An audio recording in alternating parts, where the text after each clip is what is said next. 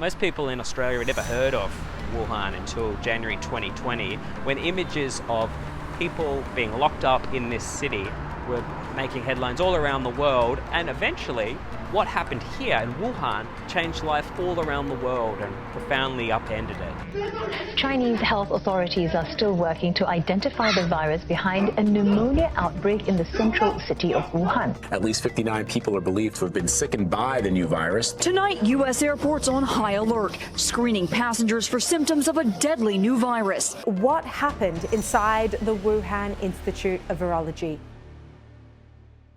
Hello, it's Will Glasgow, the Australian's North Asia correspondent, coming to you from Wuhan, from the Wuhan's Huanan seafood market, or at least what was the seafood market. It's been closed since January 1, 2020, almost 5 years ago now. Used to be an open-air trading place all around the bottom there and around the corner, selling meat, seafood, wild animals, of course, most famously. It's now all just a wall, barricaded. There's no entrance. Used to be down the end of the way there. There's no signage for it. It's a place, frankly, the Chinese government would like people to forget about, I think. That's the impression you get coming here. But I've been here for a week now in the city, and clearly people haven't forgotten what happened in Wuhan, what happened in the pandemic, and of course, what happened here. Now, for people in China, Wuhan is much more than the pandemic city, right? This is a famous city from ancient times. When I told some friends in Beijing I was coming down here, I asked them what they thought of when I mentioned Wuhan, what first came to mind, and for them it's Tang Dynasty poems. It's really far beyond the pandemic. And in China's modern history, the Wuchang uprising happened here in the early 20th century. And you could say that's the start of modern China, and what led to the overthrow of the Qing dynasty and the end of imperial China. So yeah, a really historically important city. And today, it's a really bustling place. I mean, this is a city of more than 10 million, so Melbourne and Sydney combined. And it's got a lot of energy. It's called a Tier 2 city in China, which means it's just below the development stage of Beijing, Shanghai, Shenzhen.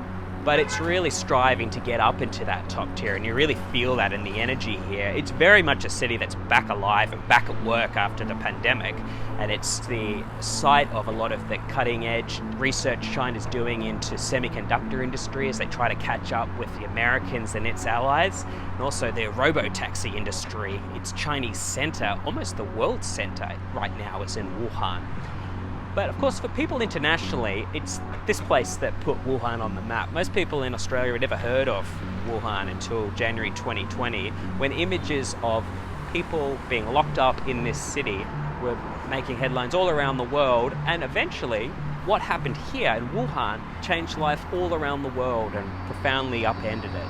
Many people think that their first cases came from here. They were certainly the first ones that were identified by the Wuhan Central Hospital. Of course, we're about 14 kilometers away from another infamous site, the Wuhan Virology Institute. Now, that's an institute that did research into coronaviruses. It actually had done some really groundbreaking stuff. It was where they found SARS, an earlier coronavirus. They found the origins of SARS that it had come from some bats in Yunnan. And that work was done there. But more recently, people know it as a place that did coronavirus research, and many link to the origins of the coronavirus. And actually, in Wuhan, talking to people, plenty of people make that link here as well. They actually link the two things. There's a theory, it's a theory I've got to add, none of this is watertight, but they say animals that were researched in that Virology Institute were later sold illegally into this market, and from that spread COVID. As to how this place is remembered, like I said, there's no plaque, there's nothing like that from the Chinese government.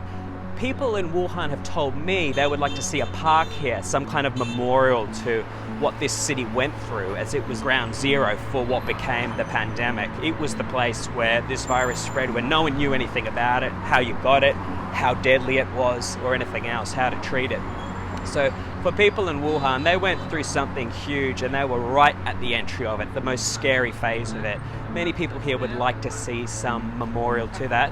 For now, there is nothing like that. It's sort of the early part of the pandemics joined the Cultural Revolution and the Tiananmen incident, or Tiananmen massacre, as something that the Chinese Communist Party seems to want to make disappear. But Just because people can't gather publicly and talk about it, don't let that fool you that people have forgotten. As someone said to me here after telling me some horrible stories of family members who passed in that early stage of the coronavirus, they said, just because we don't talk about it, it doesn't mean we've forgotten.